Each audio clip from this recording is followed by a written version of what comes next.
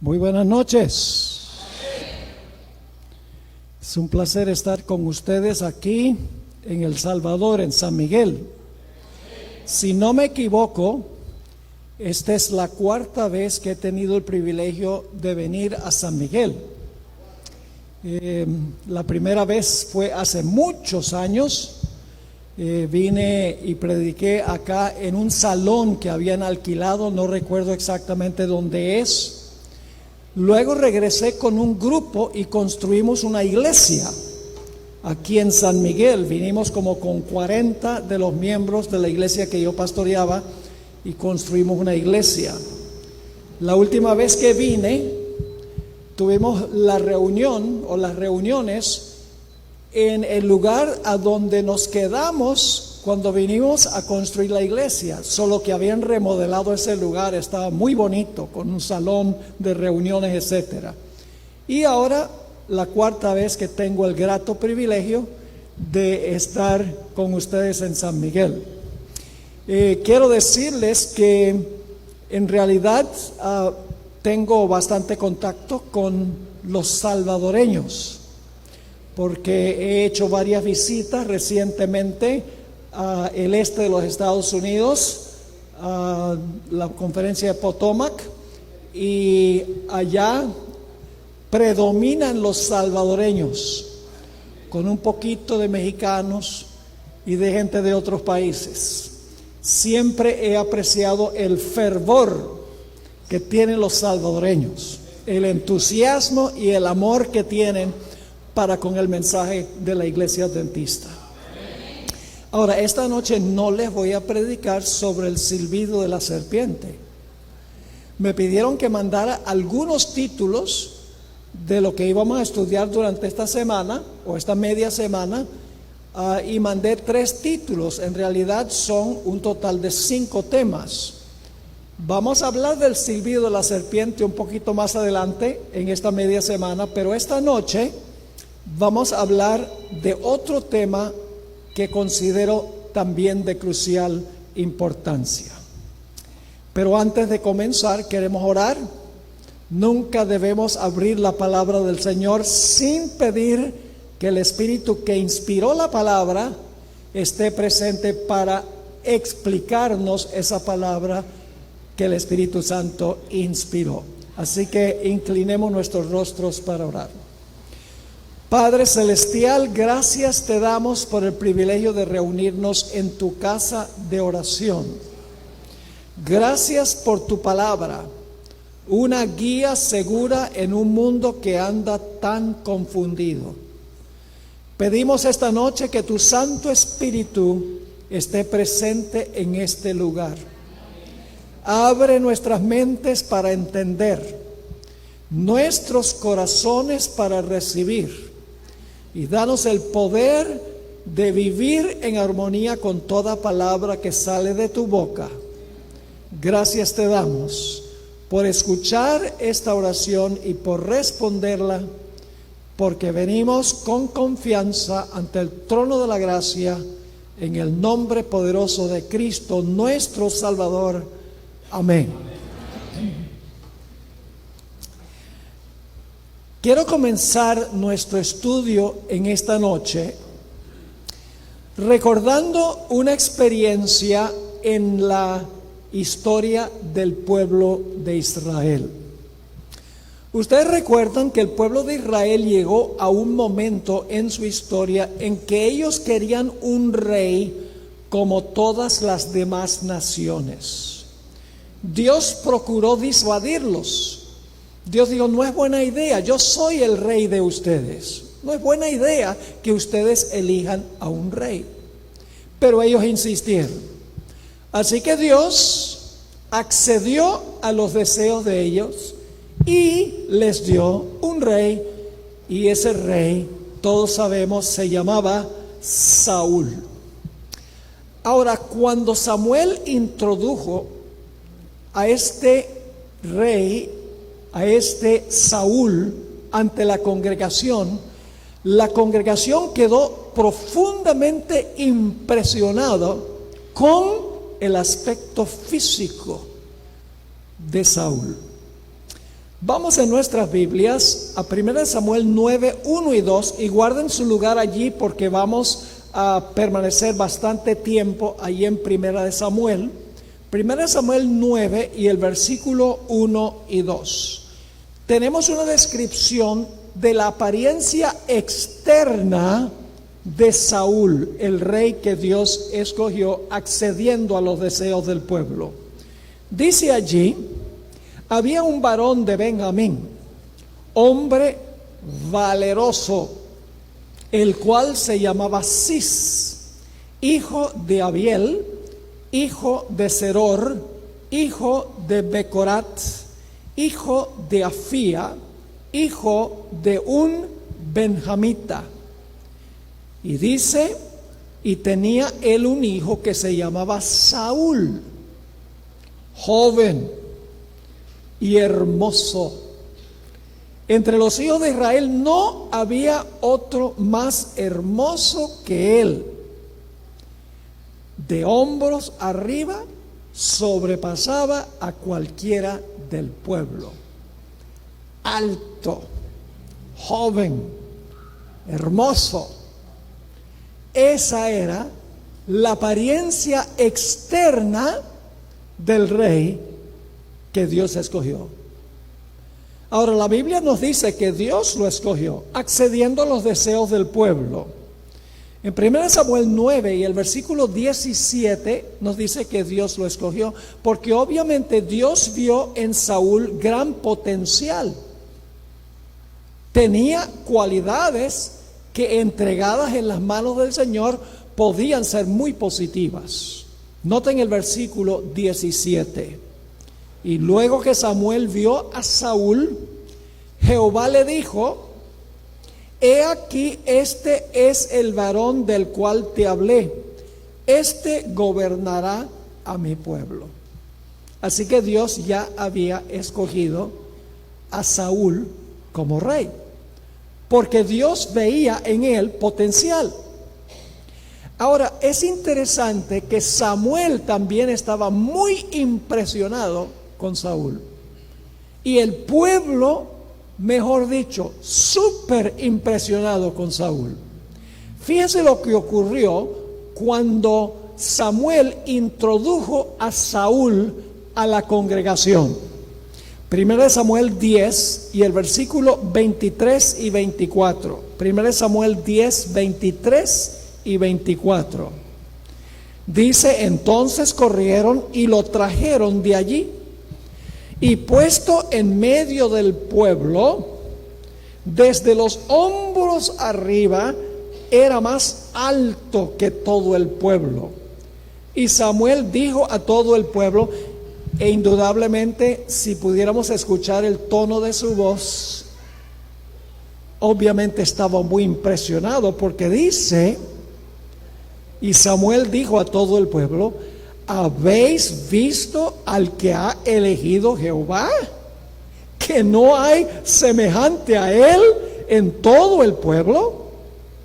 Es decir, Samuel estaba muy impresionado con la selección que había hecho Dios. Este no puede fallar, según pensaba él. Y el pueblo igual. Porque ¿cómo respondió el pueblo?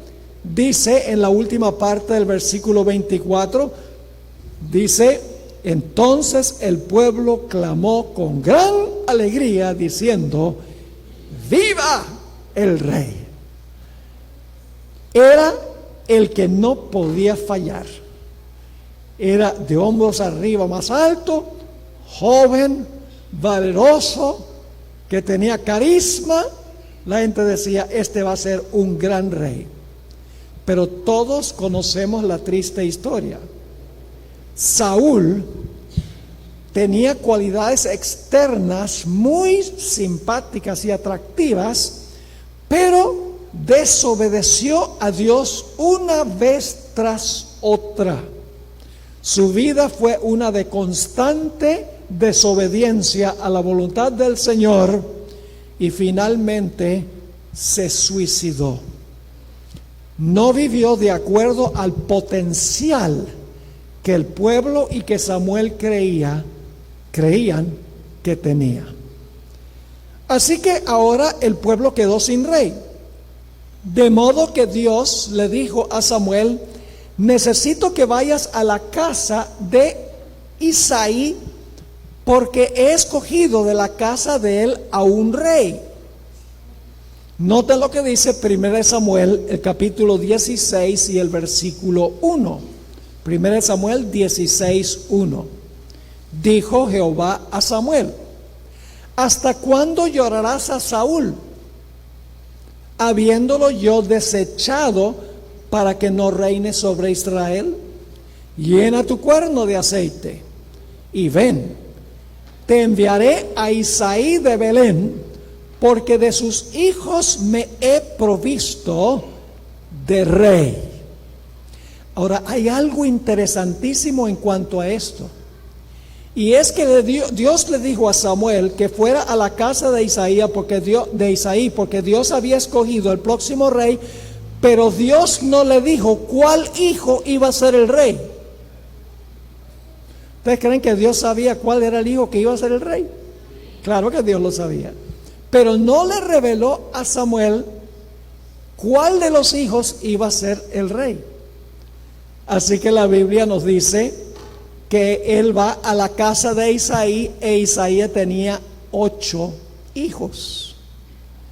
Y nos dice la Biblia que comparecieron ante Samuel en orden de edad. Primero el mayor, luego el que le seguía, luego el que le seguía a él. Nota lo que dice 1 Samuel 16 y el versículo 6. Hablando del mayor, que se llamaba Eliab, dice: y aconteció que cuando ellos vinieron, él vio a Eliab. Samuel ve a Eliab, el mayor, y fíjense lo que piensa. Y dijo: de cierto, delante de Jehová está su ungido. Tiene que ser el mayor. Y luego entonces comparecen los siguientes en edad. 1 Samuel 16 y el versículo 7, antes de leer en cuanto a los 2 hijos siguientes, Dios quería enseñarle una lección a Samuel y al pueblo. Y esa fue nuestra lectura bíblica de esta noche. Por eso Dios no le reveló el nombre de cuál de los hijos iba a ser el rey, porque Dios quería enseñarle una lección muy importante a Samuel, porque Samuel había estado muy impresionado con Saúl. Es decir, este no puede fallar. Y luego con Eliab, como que no había aprendido la lección, con Eliab dice: este no falla, este es el mayor, este va a ser el rey. Pero fíjense lo que Dios le dijo a Samuel, 1 Samuel 16 y el versículo 7. Y Jehová respondió a Samuel: no mires a su parecer, ni a lo grande de su estatura. Está hablando de Saúl, ¿sí o no? No mires a su parecer, ni a lo grande de su estatura, porque yo lo desecho.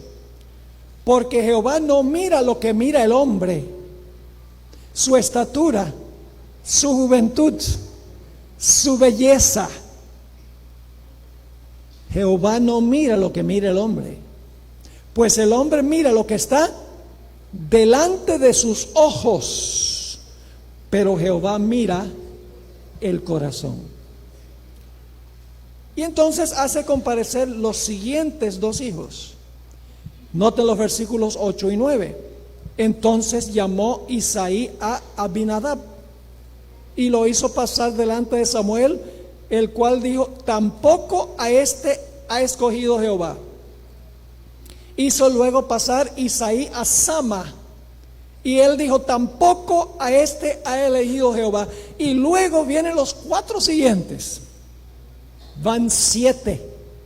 Y Dios ha dicho: este no, este no, este no. Y Samuel está un tanto confundido y le dice a Isaí: oye Isaí, ¿son estos todos tus hijos? ¿Cómo miraba Isaí a David? Ni siquiera lo hizo comparecer. Dice: sí, tengo uno, un pastorcito lindo, que no tiene ninguna experiencia en la guerra. Y dice Samuel: tráelo. Así que ahora viene David, y fíjense la descripción de David. Versículos 11 y 12 de 1 Samuel 16. Entonces dijo Samuel a Isaí: ¿son estos todos tus hijos? Y él respondió: queda aún, noten la descripción, ¿el qué? El menor, el menos probable, que apacienta las ovejas, menos probable.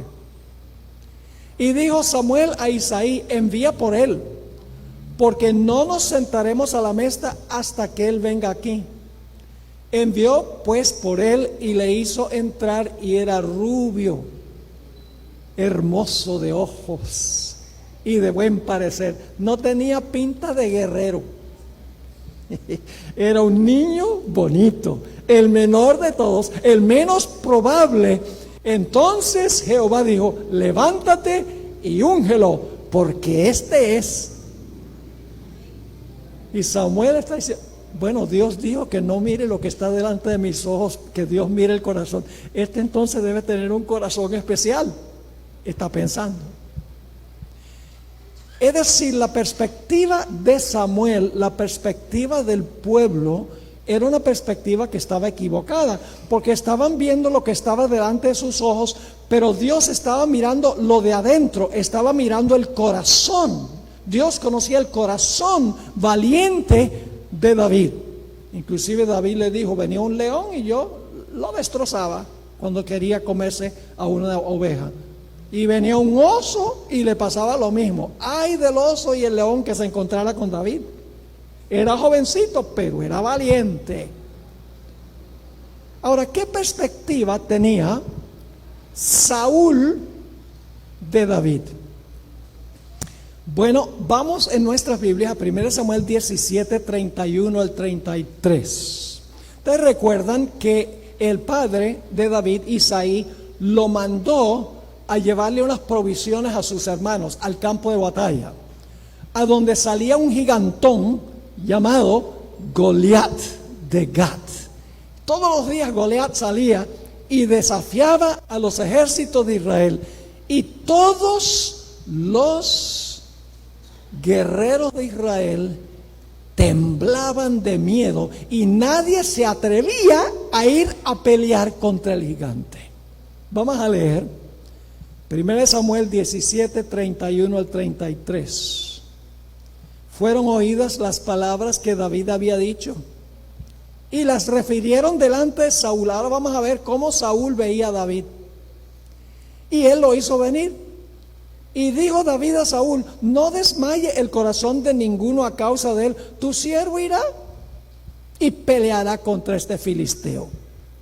Dijo Saúl a David: no podrás tú ir contra aquel filisteo para pelear con él, porque tú eres muchacho y él un hombre de guerra desde su juventud.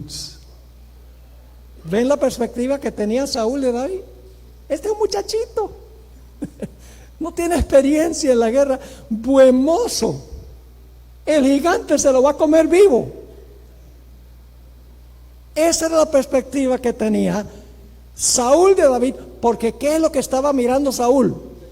Estaba mirando lo que estaba delante de sus ojos, pero Dios estaba mirando ¿qué cosa? Estaba mirando su corazón. Ahora, ¿qué perspectiva tenían los hermanos de David?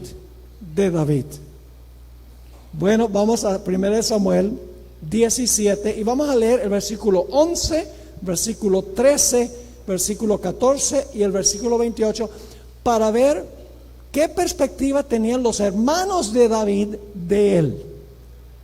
Empezamos con el versículo 11. Oyendo Saúl y todo Israel estas palabras del filisteo, cuando oían al filisteo desafiar a los ejércitos de Israel, se turbaron y tuvieron gran miedo. Nadie iba a salir a pelear contra ese gigante. Ahora vamos a ver por qué Dios no escogió a los tres mayores. Porque eran cobardes. Y Dios lo sabía porque conocía el corazón de ellos. Sigue diciendo en el versículo 13: y los tres hijos mayores de Isaí habían ido para seguir a Saúl a la guerra. Y ahora da los nombres. Y los nombres de sus 3 hijos que habían ido a la guerra eran Eliab, el mayor, con aquellos hombres, versículo 14, era David, ¿qué cosa? Eliab el primogénito, el segundo Abinadab y el tercero Sama, y era David el ¿qué? El menor. Siguieron pues los 3 mayores a Saúl. ¿Ven la cantidad de veces que se hace contraste entre los mayores y el menor? Mayores y el menor. Y luego noten lo que dice el versículo 28. Y oyéndole hablar Eliab, su hermano mayor, con aquellos hombres, porque David dice, ¿quién es este filisteo incircunciso que desafía a los ejércitos de Israel? Yo peleo con él, dijo David. Note lo que dicen los hermanos. ¿Qué perspectiva tenían los hermanos de él? Y oyéndole hablar Eliab, su hermano mayor, con aquellos hombres, se encendió en ira contra David y dijo, ¿para qué has descendido acá? ¿Y a quién has dejado aquellas pocas ovejas en el desierto? Yo conozco tu soberbia y la malicia de tu corazón, que para ver la batalla has venido. Y David está diciendo, no vine para ver la guerra, sino para pelearla. ¿Qué perspectiva tenían los hermanos de David? Pichoncito. ¿Qué iba a poder él pelear con semejante gigante? Ahora, ¿qué perspectiva tenía Goliat de David? Vamos a anotarlo. Una vez más en 1 Samuel, capítulo 17, y vamos a empezar a leer en el versículo 4. Salió entonces del campamento de los filisteos un paladín, significa un campeón, el cual se llamaba Goliat de Gat, y tenía de altura 6 codos y un palmo, 3 metros.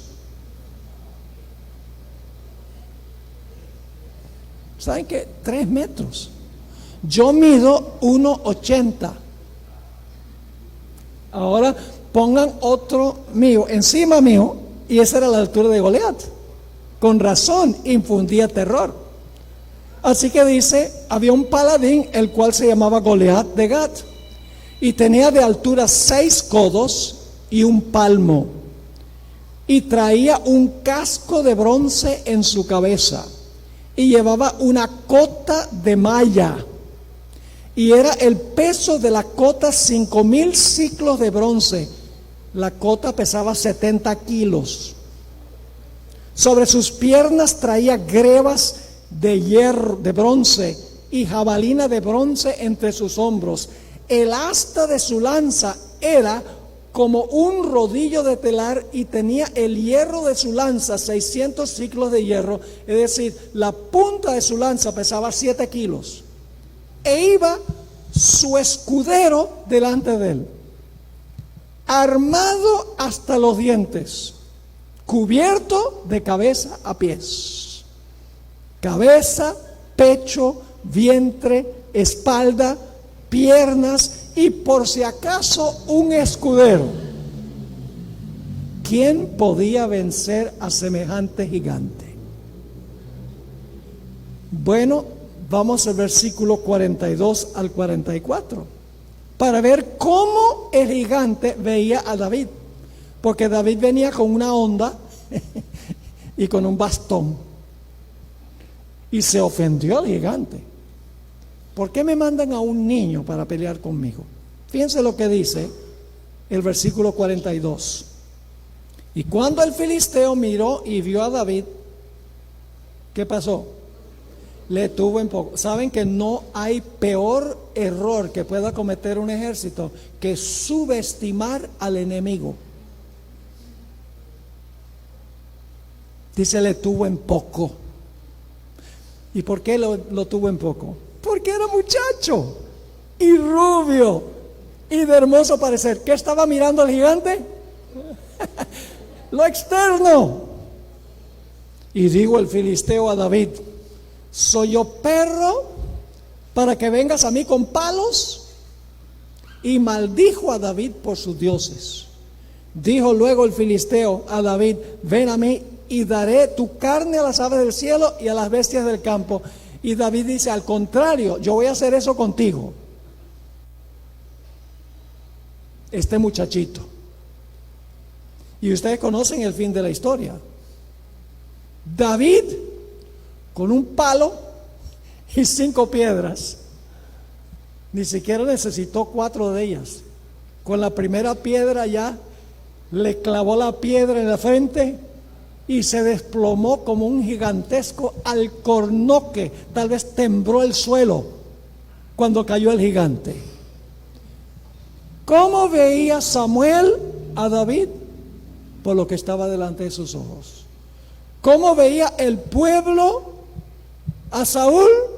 No podía fallar. ¿Cómo veía Saúl a David? Como un muchachito. ¿Cómo miraban los hermanos a David? Como un muchachito pastor de ovejas. ¿Cómo miraba Goliat a David? Como un muchachito con palos y con una honda. Pero la Biblia nos dice que David venció. Todos ellos miraron a David por lo que era, no por lo que podía llegar a ser, por la gracia y por el poder de Dios. Yo tuve el privilegio de enseñar teología por 6 años en la Universidad Adventista en la ciudad de Medellín. Allá fue que conocí a mi esposa, donde nos casamos ya va a ser el 23 de diciembre, 52 años. Algunos de ustedes ni tienen cerca de 52 años. Y allá en Medellín, yo tuve centenares de alumnos que pasaron por mis salones. Enseñé muchas diferentes clases. Tenía algunos alumnos que eran académicamente estelares. Sacaban las mejores notas sin tener que esforzarse mucho para rendir de una manera tan estelar. Y yo, en mi mocedad como maestro, yo pensé para mí, estos muchachos que sacan la más alta nota, esos van a ser los mejores obreros en la causa del Señor. Y había otros alumnos que estudiaban mucho, pero como que no les daba, y sacaban notas mediocres. Y yo pensé para mí, estos muchachos en la obra no van a hacer gran cosa, porque estos muchachos en realidad no rinden académicamente. Pero después que pasaron décadas, pasó algo muy interesante. Muchos de esos alumnos que eran estelares no trabajaron en la obra o salieron de la obra. Algunos tuvieron éxito, algunos llegaron a ser presidentes de unión departamentales de la División Interamericana, llegaron a ser profesores de teología en los Estados Unidos. Algunos tuvieron éxito, de los que eran buenos académicamente. Pero muchos de esos alumnos, por los cuales yo no hubiera esperado mucho, que se esforzaban por sacar notas que yo consideraba mediocres, resultaron ser algunos de los mejores obreros y los mejores ganadores de almas en los lugares donde ellos sirvieron. El transcurso de los años, hermanos y hermanas, me ha enseñado algo, y es que nosotros no debemos mirar a una persona por lo que es, sino que debemos mirar a una persona por lo que puede llegar a ser por la gracia y por el poder de Dios. Debemos aprender a ver la gente como Jesús vio a la gente, no como eran, ásperos, toscos, sino como podían llegar a ser por la influencia de Él sobre sus corazones. Mi papá fue presidente de las 2 misiones en Venezuela cuando yo era niño. En ese tiempo solo había 2 misiones, la misión occidental y la misión oriental. Uno de los lugares a donde le tocaba a mi papá visitar como presidente de la misión del oriente de Venezuela, era un lugar que se llama la Gran Sabana. Es un lugar a donde inclusive se filmó esa película sobre el parque jurásico, Jurassic Park, porque parece prehistórico. Eso es algo impresionante. Pareciera que fuera de la prehistoria, de la época de los dinosaurios. A él le tocaba ir a visitar ese lugar.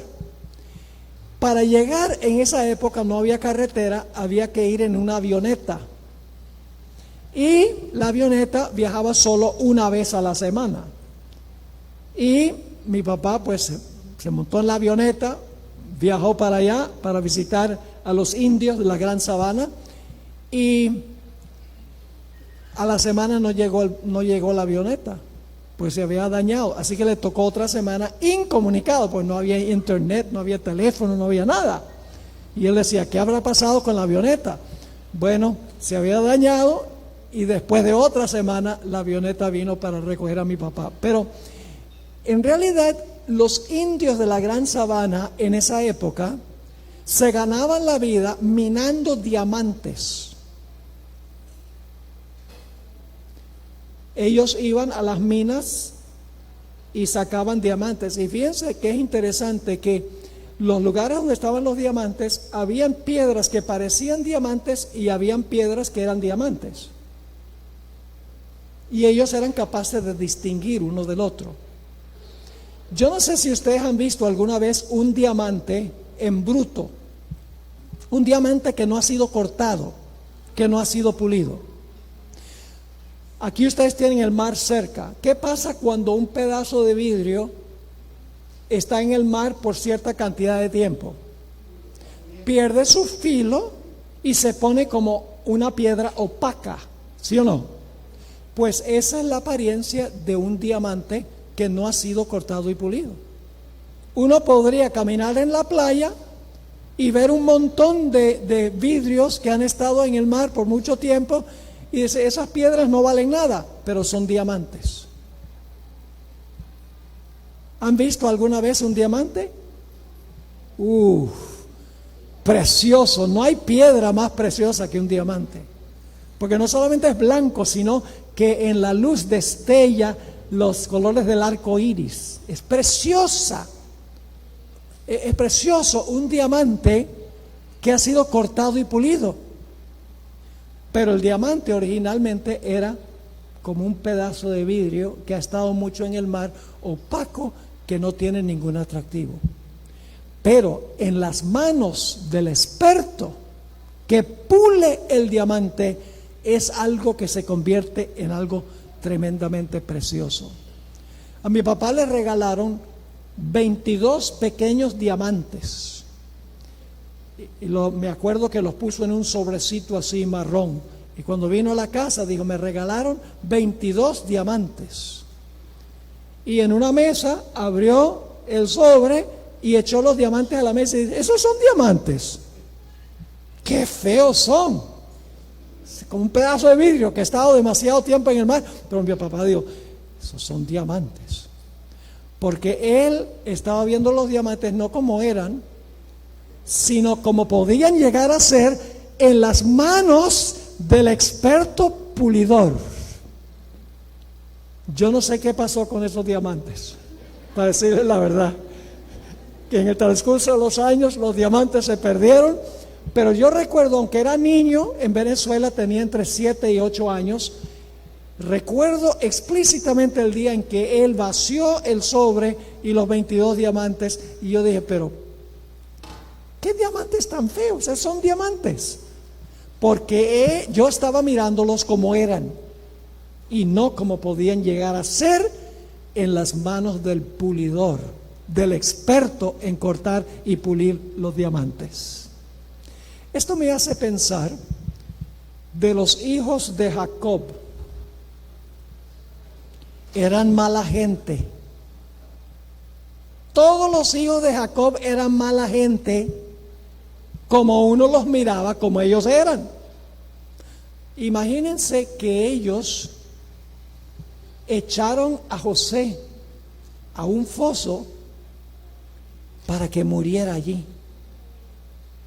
Y luego lo sacaron y lo vendieron a Egipto como esclavo. Su propio hermano. Le tenían tanto odio a su hermano.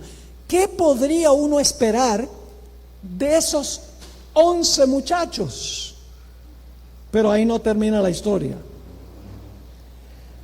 Siquem, un joven, tuvo relaciones sexuales con Dina, la hija de Amor, en la ciudad de Siquem. Y este joven Siquem, la ciudad se llamaba como él, Siquem amaba a esa muchacha. Quería casarse con ella, porque la amaba, a pesar de que la había dejado embarazada. Así que, como era costumbre en la época, Siquem habló con Amor y Amor habló con Jacob y le dijo: ¿será posible que Siquem se pueda casar con Dina? Y Simeón y Leví salieron con un plan.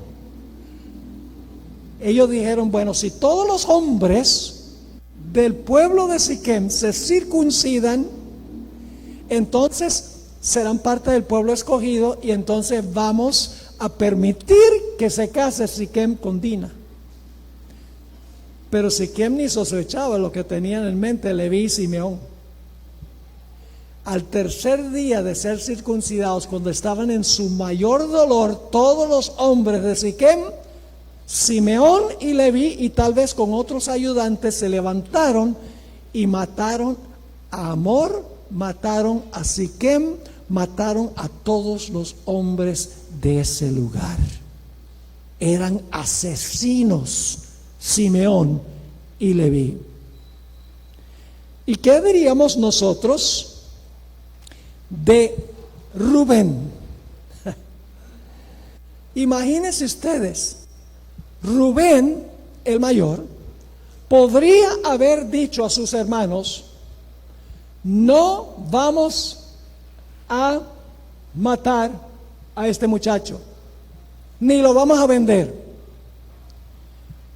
Pero en vez de librarlo, mientras Rubén no estaba, lo vendieron a los ismaelitas, y cuando volvió Rubén para sacarlo de la cisterna, ya lo habían vendido, porque le faltó a Rubén columna vertebral. ¿Y qué diríamos de Rubén, que cometió incesto con la concubina de su propio padre? Imagínense eso. ¿Quién podría esperar algo de Rubén? Y luego tenemos a Judá. ¿Qué hizo Judá? Judá tomó a Tamar, la esposa de su hijo, y la embarazó. ¿Quién hubiera dado 5 centavos por estos muchachos? Y sin embargo, escuchen bien, Dios no los miró como eran, sino como podían llegar a ser. ¿Saben ustedes que los nombres de los hijos de Jacob estarán por la eternidad en las puertas de la santa ciudad? ¡Qué tremendo! Todos esos muchachos malvados, adúlteros, fornicarios, violentos, sus nombres eternamente en las puertas de la Nueva Jerusalén, porque Dios los vio no como eran, sino como podían llegar a ser una vez que Él los puliera. Noten lo que dice Apocalipsis 21 y el versículo 12 y 13. Apocalipsis 21 y el versículo 12 y 13, hablando de la santa ciudad. Dice: tenía un muro grande y alto, con 12 puertas, y en las puertas 12 ángeles, y nombres inscritos, que son los de las 12 tribus de los hijos de Israel. Al oriente 3 puertas, al norte 3 puertas, al sur 3 puertas, y al occidente 3 puertas. ¿Y qué diríamos de los 12 apóstoles? Ahí está el bocón Pedro, que siempre ponía la lengua en primera, en cuarta, antes de que el cerebro lo pusiera en primera. Que negó a Jesús 3 veces, y la tercera vez usó lenguaje vulgar, usó malas palabras para maldecir a Jesús. ¿Y qué diríamos de Simón el celote? ¿Sabe que los celotes eran una secta violenta? Eran terroristas, eran guerrilleros los celotes. Jesús tenía un discípulo que era guerrillero. ¿Y qué diríamos de Santiago y Juan, los hijos del trueno? Que una vez, cuando las aldeas samaritanas no dejaban que Jesús pasara por ellas, dijeron a Jesús: ¿quieres que llamemos fuego del cielo para quemar a toda esa gente? Bien violentos eran. ¿Y qué diríamos de Mateo, el cobrador de impuestos que trabajaba con el Ministerio de Hacienda, que hacía trampa y que le robaba más de la cuenta a la gente? ¿Y qué diríamos de Judas, el hombre artificioso, el político, el que parecía tener el mayor potencial, porque era el más alto y el más imponente y el que más tenía carisma? ¿Y qué diríamos de Tomás, el que todo lo dudaba? La filosofía de él era ver es creer. Ni siquiera creía en la resurrección. Dice: si no puedo ver a Jesús, no lo voy a creer. Y sin embargo, escuchen bien, los nombres de los 12 apóstoles estarán por la eternidad inscritos en los fundamentos de la Nueva Jerusalén, porque Jesús vio en ellos no lo que eran, no lo que estaba delante de sus ojos, sino que conocía su corazón, los miraba como podían llegar a ser por medio de su gracia y por medio de su poder. Dice en Apocalipsis 21:14: y el muro de la ciudad tenía 12 cimientos, y sobre ellos los 12 nombres de los 12 apóstoles del Cordero. Imagínense los nombres de los 12 hijos de Jacob en las puertas, y en los fundamentos de piedras preciosas los nombres de los 12 apóstoles. Hablemos un poco de Pedro. Sin lugar a dudas, la experiencia de Pedro en el tribunal de Pilato fue algo muy triste. Durante el ministerio de Jesús, Pedro estaba muy seguro de sí mismo. Él le dijo a Jesús: yo jamás te negaría. Y sin embargo, lo negó 3 veces. Y la última vez lo negó con lenguaje de pescador, con malas palabras. Y algunos creen que Pedro negó a Jesús porque él tenía miedo de que lo mataran a él por ser seguidor de Jesús. Pero si ustedes leen el deseo de toda la gente, esa no fue la razón. Pedro estaba dispuesto de arriesgar su vida para que no arrestaran a Jesús en el huerto. ¿Recuerdan cómo usó la espada para defender a Jesús? Le metió un zarpazo al criado del sumo sacerdote y le mochó la oreja. Y créanme, no era su intención cortarle la oreja. No tenía esa puntería porque era pescador y no soldado. Tenía la intención de cortarle la cabeza, pero le falló la puntería. Estaba dispuesto a defender a Jesús, no tenía miedo de morir. La sierva de Dios dice que Pedro negó a Jesús porque sentía vergüenza de estar asociado con Jesús. Le daba pena que pensaran que él había sido seguidor de Jesús cuando Jesús no era la clase de Mesías que él pensaba que iba a ser. No, yo no tenía ninguna asociación con él, decía él. Y sin embargo, escuchen bien, en el día del Pentecostés, Pedro era otro hombre, completamente nuevo, porque Jesús vio en Pedro, por impetuoso que era, por hablador que era, Jesús vio en Pedro el gran defensor de la fe. Y fíjense lo que dice Hechos, el capítulo 4 y el versículo 13. Hechos 4 y el versículo 13. Le han dicho a Pedro y a Juan que no hablen en el nombre de Jesús. Y fíjense lo que dice este versículo. Entonces, viendo el denuedo de Pedro y Juan, sabiendo que eran hombres sin letras, no tenían estudio, no tenían PhD, a lo mejor no tenían ni siquiera una educación primaria o secundaria, eran hombres sin letras. ¿Saben cuál es la palabra griega que se usa allí? La palabra agrámatos, que significa deficientes en gramática. Pero la otra palabra es aún más fuerte. Sin letras y del vulgo. ¿Saben cuál es la palabra griega para vulgo? Idiotes. Es decir, no sabían de gramática y eran idiotas. Pero fíjense cuál fue la diferencia.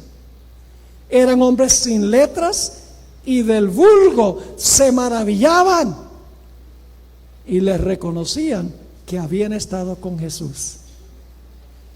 Habían caído en las manos del gran pulidor, del cortador de diamantes. Jesús vio en él gran potencial y Pedro llegó a ser uno de los dos campeones fundadores de la iglesia cristiana, los dos pilares, Pablo y Pedro. Y fíjense cómo había cambiado Pedro, que al final de su vida, esto no lo dice directamente la Biblia, pero lo insinúa Juan el capítulo 21, cuando Jesús dijo que iba a extender los brazos no por voluntad de él, sino porque otros lo iban a hacer. Cuando le dijeron a Pedro que si tenía una última petición antes de sufrir el martirio, la crucifixión, Pedro dijo: yo no soy digno de ser crucificado como mi maestro. Por favor, crucifíquenme con la cabeza para abajo. Y de esa manera murió el apóstol Pedro, porque no era digno, ya no era autosuficiente, porque había estado en las manos del gran pulidor, en las manos de Cristo Jesús. Otra experiencia muy interesante es la de Pablo y Bernabé.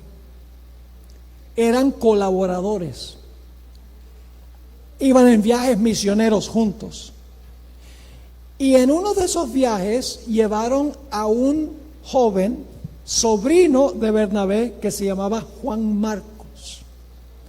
Y lo que quiero hacer es leer lo que pasó entre Pablo y Bernabé sobre el tema de Juan Marcos. Causó una pelea entre Pablo y Bernabé. ¿Por qué pelearon? Noten lo que dice Hechos 15 y el versículo 36 al 40. Hechos 15, 36 al 40.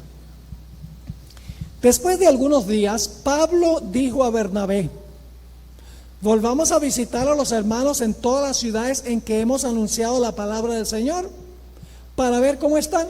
Vamos a ir otra vez en una gira para visitar las iglesias que establecimos. Y Bernabé quería que llevasen consigo a Juan, el que tenía por sobrenombre Marcos. Bernabé dice: llevemos a Marcos. Pero a Pablo no le parecía bien llevar consigo al que había apartado de ellos desde Panfilia y no había ido con ellos a la obra, porque se había desanimado y había vuelto a Jerusalén. Y hubo tal desacuerdo entre ellos, es decir, entre Pablo y Bernabé, que se separaron el uno del otro. Bernabé, tomando a Marcos, navegó a Chipre, y Pablo, escogiendo a Silas, salió encomendado por los hermanos a la gracia del Señor y pasó por Siria y Cilicia, confirmando a las iglesias. Ahora quiero leerles un pasaje del libro Hechos de los Apóstoles, escrito por Elena White. La página 137 y 138, ella describe un poco más en detalle esta discordia entre Pablo y Bernabé. Dice así: allí fue donde Marcos, abrumado por el temor y el desaliento, vaciló por un tiempo en su propósito de entregarse de todo corazón a la obra del Señor. Marcos se desanimó. No acostumbrado a las penurias, se desalentó por los peligros y las privaciones del camino. Había trabajado con éxito en circunstancias favorables, pero ahora, en medio de la oposición y los peligros que con tanta frecuencia asedian al obrero de avanzada, no supo soportar las durezas como buen soldado de la cruz. Tenía todavía que aprender a arrostrar el peligro, la persecución y la adversidad con corazón valiente. Al avanzar los apóstoles y al sentir la aprensión de dificultades aún mayores, Marcos se intimidó y, perdiendo todo valor, se negó a avanzar y volvió a Jerusalén. Iba con Pablo y Bernabé, la cosa se puso difícil y Marcos dijo: yo ya no voy a seguir, está demasiado peligroso, demasiado difícil esto, y se fue a Jerusalén. Fíjense cómo sigue la cita.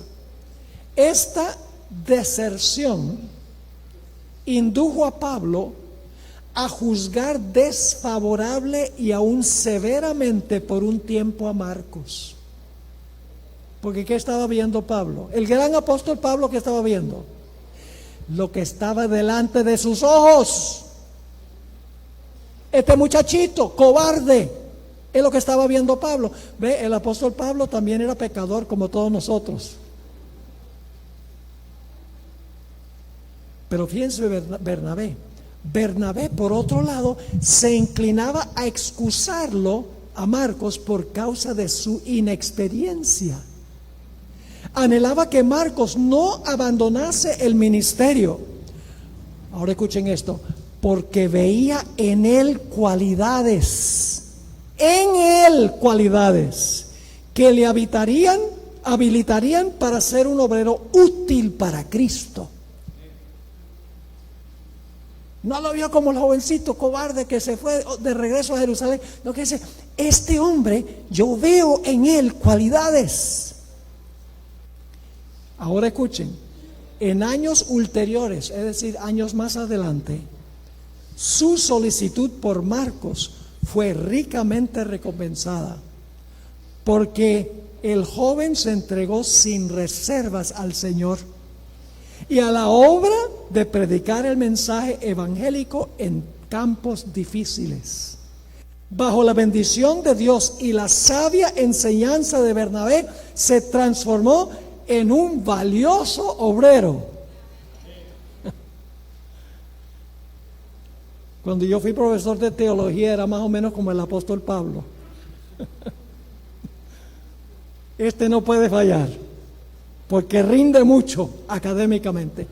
Pero el tiempo demostró que llegaron a ser muy útiles en la causa del Señor. Ahora, yo pregunto, ¿se reconciliaron Pablo y Juan Marcos? Termino de leer la cita.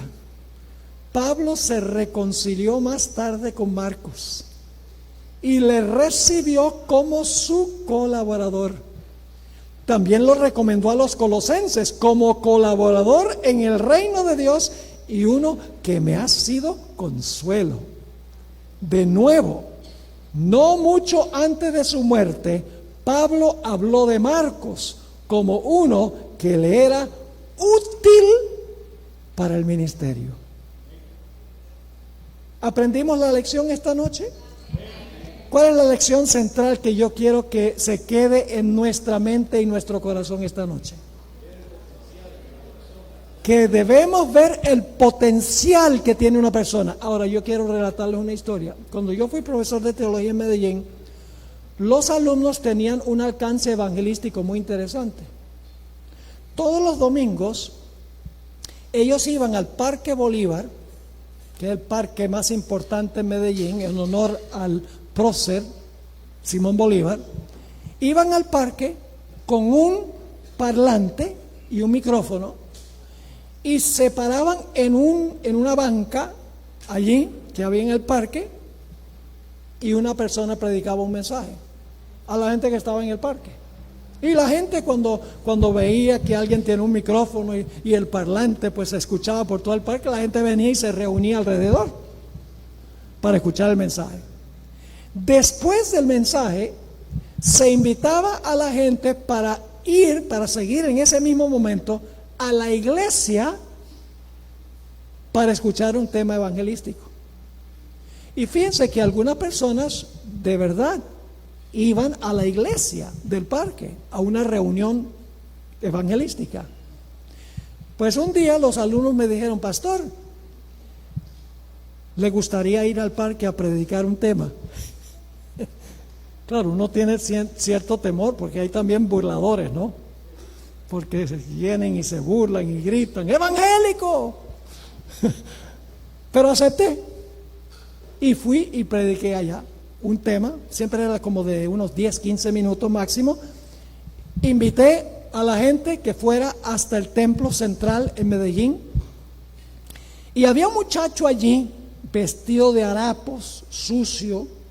Por los ojos se veía que estaba bajo la influencia de droga. Allá usan una pega que huele, que inhalan, y entonces los elevan. Yo no sé si conocen eso o lo conocen. Ojalá que no personalmente.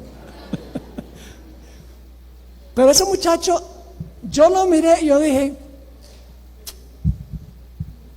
sin esperanza. Pero el muchacho nos siguió a la iglesia y se sentó a escuchar el tema. Y le voy a hacer una larga historia corta, no les voy a revelar el nombre de ese muchacho, pero ese muchacho enderezó su vida por la gracia del Señor. Estudió teología en la Universidad Adventista, se convirtió en un colportor de supremo éxito, era un gran colportor, y por varios años sirvió como pastor de iglesia. Aquel por el cual yo no hubiera dado 5 centavos, porque yo veía lo que estaba delante de mis ojos, pero Dios conocía el corazón. Así debemos nosotros ver a la gente, como Jesús ve a la gente, candidatos para el reino. Ahora quiero leerles una cita ya para concluir. Esta es una cita también del libro Obreros Evangélicos. Linda cita. Los cristianos son joyas de Cristo.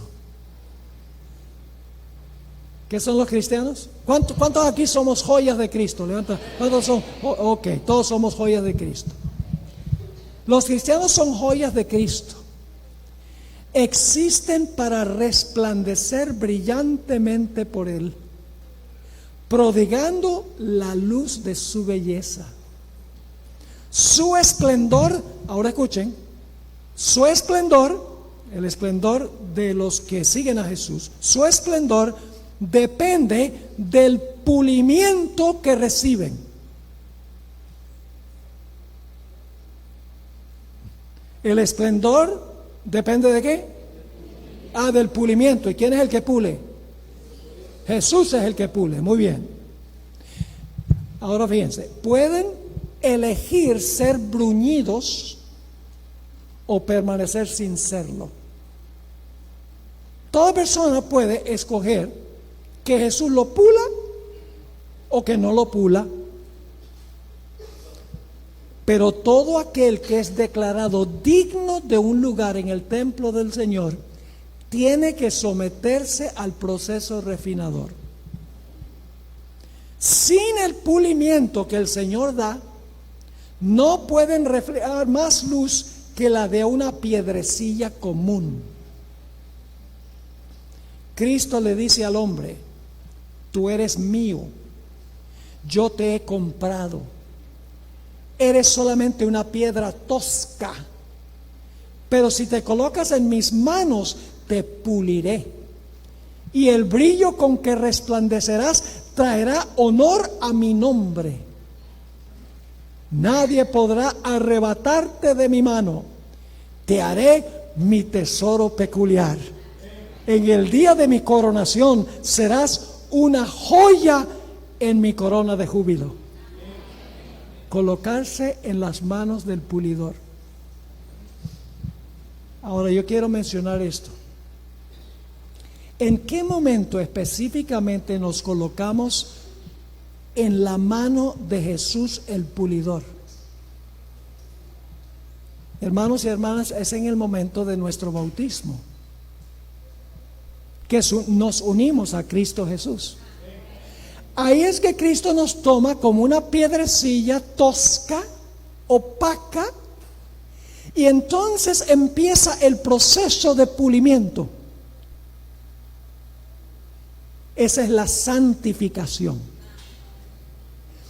El hecho de que Cristo toma la piedrecilla significa que nos bautizamos y entonces Jesús empieza el proceso de pulir.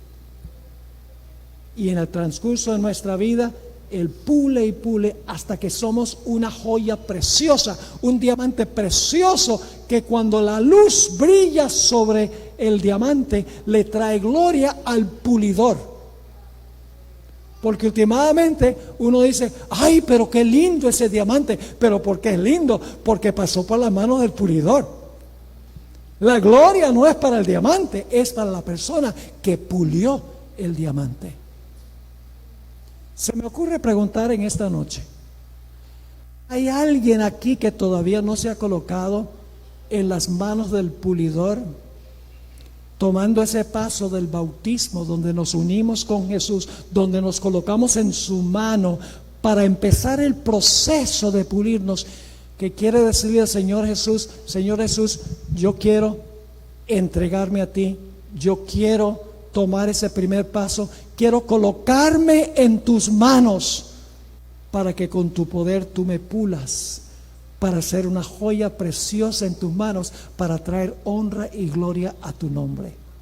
Hay alguien en esta noche que todavía no se ha colocado en las manos del pulidor, que quiere levantar la mano y decir, yo escojo esta noche colocarme en las manos del pulidor, para que el pulidor me haga una joya brillante para la corona de Jesús. ¿Quiere levantar la mano si ese es el deseo de su corazón? Por favor, pónganse de pie. Aquellas personas que toman esa decisión esta noche, ya hablé aquí con el hermano por un rato antes de la reunión, gloria a Dios. ¿Alguien más quiere unirse a él y decir, yo quiero colocarme y tomo mi decisión de colocarme en la mano del pulidor para que él me pula y me prepare para ser una joya en su corona? ¿Alguien más en esta noche que quiere decirle eso al Señor Jesús? Yo me imagino que la vasta mayoría de los que estamos aquí ya nos hemos colocado en la mano del pulidor, ya hemos sido sepultados en las aguas, nos hemos unido a Cristo Jesús, pero siempre me gusta hacer un llamado, porque puede haber personas que no han tomado ese paso todavía. Yo sé que la esposa del hermano también ha tomado su decisión de entregarse al Señor a través del bautismo en estos días antes que termine este ciclo de conferencias. No sé si hay alguien afuera, yo veo gente sentada afuera, pero hermano, ¿por qué no viene aquí al frente? Yo voy a tener una oración para usted y también para su esposa en este momento para que el Señor bendiga su decisión. ¿Alguien más antes de tener la oración? Unos pocos instantes más y voy a orar para pedir que el Señor bendiga a este hermano y a su esposa que van a ser bautizados antes de terminar esta media semana. Gloria a Dios.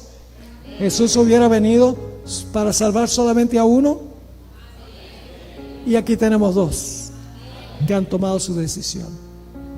Muy bien, unos pocos segundos más.